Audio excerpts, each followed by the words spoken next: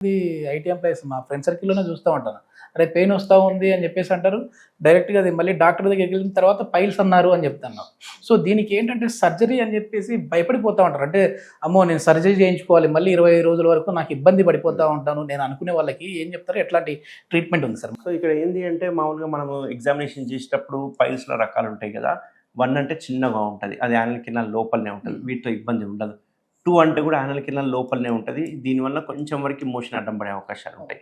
యూజువల్‌గా 1, 2కి పెద్దగా మనం చేయాల్సిన పనైతే ఏం లేదు. 3 అనే వరకే ఇది మోషన్ కెనాల్ నుంచి బయటికి రావడం స్టార్ట్ అయితా ఉంటది.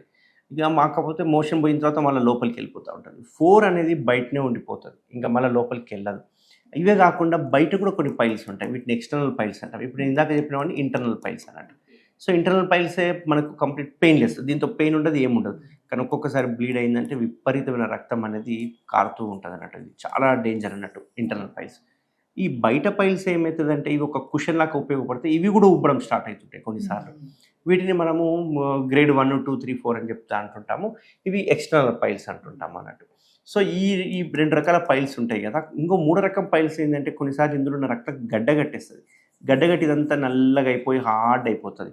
దీన్ని థ్రాంబోజ్డ్ పైల్ అంటాం. అంటే ఇది పైలే కానీ లోపలంతా రక్తం గడ్డగట్టిపోతది. గడ్డగట్టేసేసి మొత్తం పైల్ అనేది గట్టి హార్డ్ అయిపోతది. ఇది వెరీ డేంజరస్.